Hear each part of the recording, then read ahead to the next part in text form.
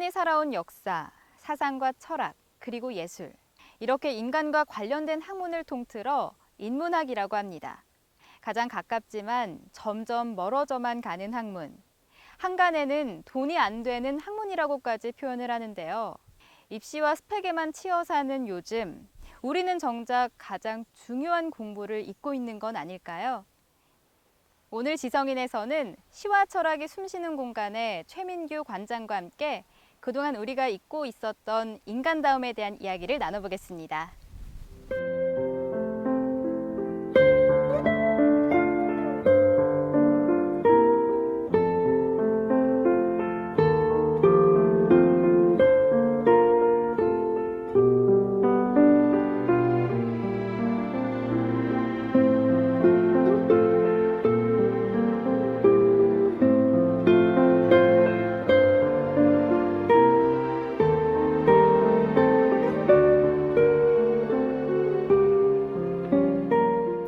관장님 안녕하세요. 네, 안녕하십니까. 네, 이곳에 처음 와봤는데 이렇게 처음 올 때 보니까 건물이 배 모양으로 굉장히 멋있더라고요. 그 배 모양 맞죠? 네, 배 모양 맞습니다. 네, 오늘 이 배를 타고 관장님과 멋진 이야기 여행을 좀 떠나봤으면 좋겠는데요. 네. 먼저 저희 시청자 여러분께 인사 말씀 부탁드리겠습니다. 네. 안녕하십니까. 그 시와 철학이 숨쉬는 공간 최민기라고 합니다. 이렇게 우리 박물관을 찾아주셔서 대단히 감사하게 생각하고 있습니다. 네, 시와 철학이 숨쉬는 공간. 이곳이 좀 어떤 곳인지 먼저 소개 좀 해주시죠. 한국 문단을 네. 대표하는 그 이혜인 수녀님 고향이 양구입니다. 양구 분이시고 또 대한민국 그 대표 철학자이신 두 네. 거장이 계시는데 김영석, 안병욱 교수님 요 세 분의 문학과 사상 네. 그리고 철학을 한 군데 모아서 그 인문학적 소양을 좀 높이고자 이곳에 있게 됐습니다. 그래서 1층은 그 이혜인 수녀님의 시와 문학으로 꾸며져 있고요.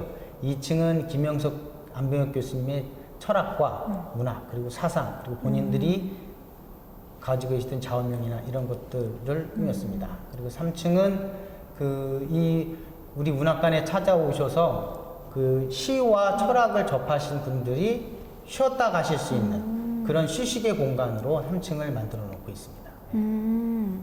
네, 보통 이 명사들의 기념관이 고향에 들어서는데 그 이혜인 수녀님이 양구가 고향이시라고요. 네, 이혜인 수님이 1946년생 네. 6월 7일생이시고요.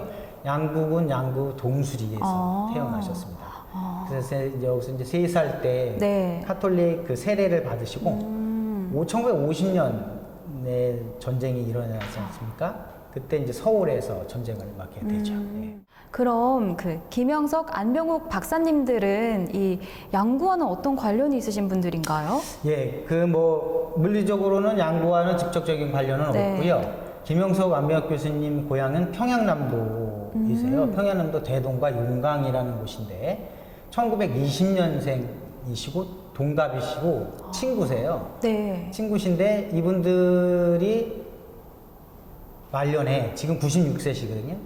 말년에 두 분들이 지금까지 해왔던 모든 사상과 문학 이런 것들을 좀 후세에 남기고 싶어 하셨고 또 둘째로는 이분들이 자신들이 고향과 제일 가까운 그곳을 찾다 보니까 우리나라에서 분단된 도가 강원도거든요. 강원도가 유일하게 분단이 됐는데 북강원도와 남강원도로 분단이 됐어요. 근데 그 북강원도의 끝자락에 평양남도가 이렇게 붙어 있어요. 네. 근데 유일하게 남한과 연결점이 있는 데가 바로 이 강원도고 강원도에서 그 최북단 고향과 제일 가까운 곳에 기념관을 세우고 싶은 뜻이 있어서 이곳으로 오시게 됐고 안타깝게 안병욱 교수님은 2013년 10월에 돌아가셨는데 네. 그분의 묘를 바로 이 문학관 앞에다가 쓰셨습니다. 그리고 김영석 교수님은 지금 96세이신데 네.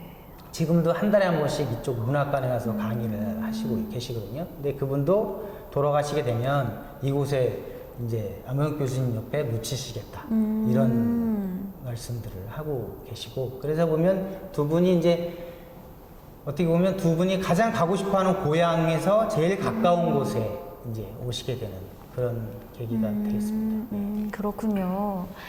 이 곳이 개관을 했을 때 세 분이 모두 다 좋아하셨을 것 같아요. 네. 반응이 어떠셨어요? 네, 그 2012년 12월 1일 날 겨울에 개관을 했는데요. 네. 이혜인 수녀님께서는 많은 사람들이 이 문학관을 통해서 시를 좀 많이 알았으면 좋겠고, 그 시를 사랑하는 마음이 좀 허전하거나 답답하거나 좀 그런 외로움이 있을 때 이 문학관에 찾아서 이 시를 통해서 좀 마음을 보담아 줄 수 있는 그런 곳이 되었으면 좋겠다라고 말씀을 하셨고요. 그 다음에 김형석 교수님께서는 문학이라는 것이 급하게 이루어지는 것이 아니라 긴 시간을 두고 천천히 이루어지는 것이기 때문에 문학관이 이 대한민국의 중심이 돼서 천천히 익어가는 그런 문학관이 됐으면 좋겠다, 이런 말씀을 하셨고요. 마지막으로 안병욱 교수님은 본인 인생에서 큰 선물 하나 더 받은 것 같다, 감격스럽다, 네. 이런 말씀을 하셨습니다. 그렇군요. 네. 전에도 말씀을 해주셨는데 1층에는 이혜인 수녀님의 공간, 2층은 김영석 안병욱 박사님의 공간이라고 하셨어요. 이 전시 공간이 좀 어떻게 꾸며져 있는지 좀 구체적으로 소개 좀 해주세요. 네, 우선 안타까운 말씀을 먼저 드려야겠는데요. 1층이 이혜인 수녀님의 네. 시로 공간이 이렇게 채워져 있었어요. 네. 그런데 이혜인 수녀님과 이혜인 수님이 소속되어 있는 그 수녀의 네. 요청에 의해서 지금은 그 유물들이 잠깐 부산으로 지금 가 있게 됐습니다. 네. 그래서 그 빈 자리를 네. 지금 우리나라 근현대를 빛낸 최고의 시인 10분을 네. 선정을 해서 그분들의 시로 지금 특별전, 자연을 노래한 시인들이라는 제목으로 지금 네. 전시를 꾸며놓고 있습니다. 네. 그래서 현재는 지금 이혜인 수녀님의 유물은 보실 수는 없지만 우리나라 근현대에서 꼭 빼놓을 수 없는 시인들의 사상과 학문 그리고 시를 꾸며놨으니까 그거를 대신해서 보실 네. 수가 있겠고요. 그리고 2층은 앞서 전에도 말씀드렸듯이 철학하면 우리나라에서 빼놓을 수 없는 두 분이 계시거든요. 김영석 교수님, 연세대 명예교수님이시고 네. 안병욱 교수님은 숭실대학교 명예교수이신데 그 두 분을 빼놓고는 철학을 얘기할 수가 없어요. 네. 그래서 그 두 분의 업적과 사상 그리고 본인들의 생각을 2층에 그대로 스며들게 꾸며놨습니다. 그래서 2층에 오시면 일단 안병욱 교수님의 인생 스토리에서부터 좌우명, 그분들이 만나온 사람들, 그분들과 하고 싶었던 일들, 그리고 그분들이 추진했던 사상의 철학적 사상이 그대로 녹아 있습니다. 그리고 돌아서 김영석 교수님 코너로 가게 되면 김영석 교수님이 해오셨던 일들, 그리고 취미생활들, 그리고 가족들, 그분들이 꾸준히 있거든요.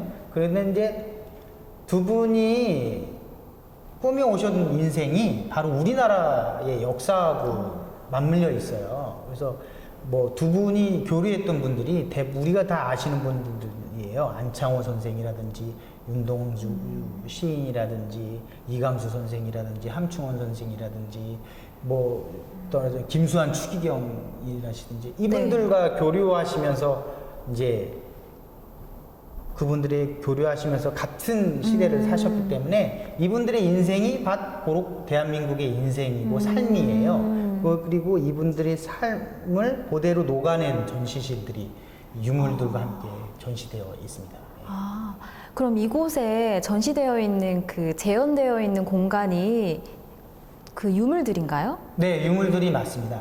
그 대부분 이제 안명욱 교수님이 기증을 통해서 이루어진 것들이고요. 일기장이라든지 저서라든지 특히 그 안병욱 교수님이 작품 같은 경우는 안병욱 교수님이 손수 서예에도 네. 능하셨기 때문에 서예 작품 그리고 목재로 만든 작품 또 스스로 쓰신 글, 네. 자필 글씨 또 김영석 교수님 같은 경우는 또 도예 백자에 또 굉장한 조예가 깊으시기 때문에 우리나라에서 그 백자를 평가할 수 있는 분 중에 한 분이시라고 보시면 되거든요. 근데 그분이 모아오셨던 그 조선 백자 네. 도자기 한 500여 점을 우리 양구 근현대사 박물관에 기증까지 하시고 그 나머지 분들을 모두 여기에 기증을 하셨어요. 그래서 그것들을 지금 전시를 해놨기 때문에 여기를 오시면 그분들이 해왔던 인생뿐만이 아니고 그분들과 함께 교류했던 우리나라 역사 근현대사에서 큰 족적을 남기신 분들이 또 같이 보실 수가 있습니다. 우리나라의 역사까지도 느껴볼 수 있는 그런 전시 공간이 되겠네요. 네. 3층에도 제가 아까 잠깐 둘러보니까 멋진 테라스랑 좀 다른 것도 하는 공간이 있더라고요. 네네. 이렇게 전시 외에도 다양한 프로그램을 좀 운영을 하시나 봐요. 네네. 우선 이제 그 공간의 명칭부터 설명을 드리자면 네. 1층은 시가 있는 공간이고 2층은 철학이 있는 공간이고 3층은 휴식이 있는 공간으로 이름을 줬어요. 그래서 이제 3층에는 이제 복합 공간인데요. 세미나실도 되고 북카페도 되고 휴게소도 돼요. 그래서 그렇게 꾸며놨어요. 그래서 올라가 보시면 아시겠지만 이 8호 전경이 내려다 보입니다. 네. 그래서 굉장히 멋있거든요. 근데 그 안에다가 세미나를 할 수 있는 규모의 5, 60명 정도의 세미나실로 만들어놨어요. 전체 통유리로 만들어놨거든요. 그래서 이제 그곳에서 우리가 이제 저희가 시와 철학이 있는 공간이지 않습니까? 그러다 보면 이제 인문학을 빼놓을 수가 없기 때문에 그곳에서 이제 매달 인문학 강연을 하고 있어요. 근데 여기에 2층에 철학이 있는 공간에 지금 김영석 교수님과 안병욱 교수님이 계시잖아요. 근데 김영석 교수님이 지금 매달 마지막 주 토요일 2시에 오셔서 김영석의 인문학 이야기라는 강연을 시리즈로 지금 하고 있습니다. 그래서 이곳에 오시면 매달 그 김영석 교수님의 명강연을 들으실 수가 있어요. 김영석 교수님이 96세시지만 아직도 공부를 하고 계시거든요. 그래서 학문의 깊이가 깊어지면 네. 어떤 강의가 나오는지, 어떻게 사람이 감동이 되는지 그런 걸 느끼실 수가 있어요. 그래서 3층을 그런 휴식의 공간이자 인문학 소양을 높이는 그런 공간으로 좀 꾸며놨습니다. 편안하게 이야기를 듣는 듯한 네. 그런 강연이 될 것 같아요. 양구하면 곰취나 시래기, 두타연 이런 게 먼저 떠오르는데 인문학과 양구라고 하니까 조금 낯설게 느껴지거든요. 네. 어떻게 이 양구에 인문학과 관련된 공간이 이렇게 세워지게 된 건가요? 인문학이라는 게 어차피 그 인간의 삶, 인간의 본질을 다루는 네. 학문이거든요. 그 바탕에 철학이라는 게 있고요. 근데 어차피 인간 본질을 다루는 학문이라는 건 다시 말하자면 사람이 감정을 표현해서 그리면 화가가 그리면 그림이 되지 않습니까? 그 사람이 자기 기분을 글로 쓰면 소설이나 시가 되고 또 그걸 노래하면 가요나 민요가 되지 않습니까? 네. 그런 것들을 모아서 기록을 하면 그게 역사가 되는 거거든요. 다시 말하면 인문학은 역사예요. 인간의 역사이자 인간의 삶이거든요. 그런 면에서 볼 때 양구는 이미 근현대사 선사박물관이 존재하고요. 그 다음에 근현대를 중심으로 한 근현대사 박물관, 그리고 세계적 화가이신 박수근 화백의 기념관인 박수근 미술관이 있고, 그 다음에 조선시대의 광주 분원과 더불어서 조선시대의 왕실에 공납을 하던 양구 백자 박물관이 있어요. 그러니까 양구는 예술에서 역사가 모든 인간의 삶이 함축되어 있는 것들이 8호를 중심으로 이렇게 펼쳐져 있습니다. 그렇게 다시 말하자면 양구의 삶은 곧 인문학이라는 거죠. 그래서 양구 8호 중심 그 축에 인문학의 중심축인 양구 문학관, 시와 철학이 숨쉬는 공간이 들어서게 된 겁니다. 네, 그렇게 설명을 해주시니까 양구와 인문학이 정말 잘 어울린다는 생각이 드네요. 네. 네. 보통 특산물을 주제로 한 마을이나 이 농촌 체험 마을 이런 건 많이 들어봤는데 인문학 마을이라는 거는 처음 들어보는 것 같아요. 인문학 마을에 대해서 좀 찾아봤는데 한국에는 인문학 마을이 아마 최초인 것 같습니다. 일본의 괴테라고 불리는 니시타 기타로라는 분이 계세요. 철학자. 그분이 사색하던 길 2km 정도 하천을 끼고 있는 길을 철학의 길로 명명해서 그렇게 네. 하는 철학의 길이 있고요. 독일에도 괴테의 철학의 길이라고 있긴 있습니다만 이렇게 인문학을 전문적으로 인문학을 특성화해보고자 마을을 만드는 그런 건 아마 최초가 아닌가 그렇게 생각이 됩니다. 아, 그렇군요. 인문학 마을에 살고 있는 이 그럼 주민들은 그 인문학과 좀 겉돌지 않아야 할 것 같다는 생각이 드는데 그럼 이 양구 국민들은 인문학과 좀 특화된 무언가가 있나요? 네. 양구 국민들은 이제 기본적으로 양구 문학관뿐만이 아니라 아까도 말씀드렸듯이 박수근 미술관 그리고 근현대박물관, 선사박물관 또 양구 문화원을 통해서 주민들이 정기적으로 또는 문화행사를 자주 접하고 있어요. 특히 선사박물관은 매주 토요일 날 그런 예술적 공연들을 하고 있거든요. 그 문화 기부도 하고 재능 기부도 하고 이런 식으로 하고 있고요. 저희 문학관에서는 또 찾아가는 인문학 강연도 있고요. 찾아오는 인문학 강연도 있고 그리고 인문학 대학도 이제 개설할 예정입니다. 그리고 앞으로 이제 양구군뿐만이 아니고 우리 양구군 곳곳에서 인문학에 관련된 사업들이 지금 진행되고 있기 때문에 양구 군민들은 이미 양구 인문학 소양이 마음속에 가랑비에 옷 젖듯이 젖어들고 있는 거죠. 지금. 양구 국민들 참 좋겠습니다. 이 조금만 가면 인문학을 어디서든 만날 수 있는 거잖아요. 네. 그렇죠.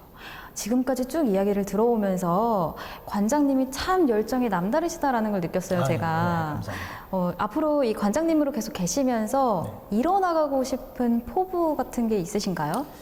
예, 그 포부라기보다도 일종의 꿈이라고 할 수 있겠죠. 이제 이곳이 이제 이곳 동수리의 문학관을 중심으로 그 인문학이 있는 마을 사업이라는 그 조성 사업이 이제 펼쳐질 텐데요. 그 사업의 일한 끝에는 제가 이루고자 하는 것들이 있는데 하나는 창업보육센터라고 있지 않습니까? 창업보육센터라고 많은 곳곳 지자체에서 이제 창업보육센터를 채워서 거기서 창업 교육을 시켜서 창업들을 시키는 그런 생태가 있어요.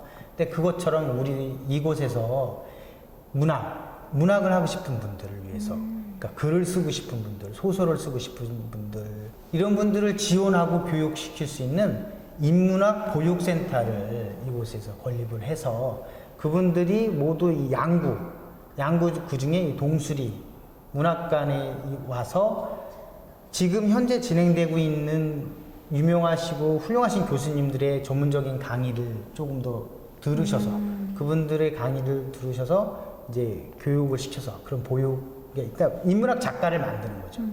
만들어서 내보내면 세계적인 작가 또는 세계적인 소설가가 바로 이곳 동수리에서 나올 수 있게끔 하는 보육센터를 하나 하는 게 제 꿈이고요. 하반기 사업 중에 그 제1기 양구 인문대학이라는 걸 개설하게 되었습니다. 그 연세대학교 명예교수인 김영숙 교수님께서 그 추천하신 교수님들로 해서 5강좌로 이루어져 있고요. 그래서 첫 개강이 9월 19일이고요. 마지막 수료식이 11월 28일이 되겠습니다. 그 김영숙 교수님이 추천해 주신 인문학의 대가들이 이곳에 오셔서 총 5번에 걸쳐서 교육을 해 주시고요. 그리고 9월 초에 우리 양구 군민과 이 동수리 주민들의 인문학 소양을 위해서 인문학 토크 콘서트를 계획하고 있어요. 그래서 음악회와 그다음에 인문학이 섞여 있는 그런 음악회 겸 토크 콘서트를 지금 계획하고 있습니다. 그런데 요즘 인문학의 위기다라는 말이 나오면 좀 안타까우실 것 같아요. 관장님이 생각하시기에 인문학이 왜 중요한지, 우리가 왜 인문학을 외면하면 안 되는지 어떻게 생각하세요? 네, 제가 여기 계시는 분들에 비하면 그 인문학에 대해서 논할 수 있는 자격조차가 안 되지만 한 말씀 드리자면 인문학이라는 게 이런 것 같아요. 우리나라에 보면 석탑이 많지 않습니까? 석탑. 이렇게 네. 절에 가면 석탑이 없는 곳이 없지 않습니까? 그 석탑에 보면 지대석 또는 하대석이라고 해서 그 석탑의 가장 기본이 되는 돌이 네. 있어요. 만약에 그 돌이 삐뚤어지거나 잘못 세워지게 석탑이 설 수도 없거니와 섰다 치더라도 오래 갈 수도 없어요. 또 집을 질 때 우리가 주춧돌을 놓지 않습니까? 집을 질 때 주춧돌이 삐뚤어지거나 제대로 서지 않으면 집을 질 수가 없어요. 그 인문학 교육이라는 건 그런 것 같아요. 사람이 태어나서 성장하는 데 있어서 자기 집을 짓는 데 있어서 가장 기본이 되는 교육. 그 기본이 되는 교육을 빼놓고 그 다른 교육 중심으로 가면 사람이 금방 무너지죠.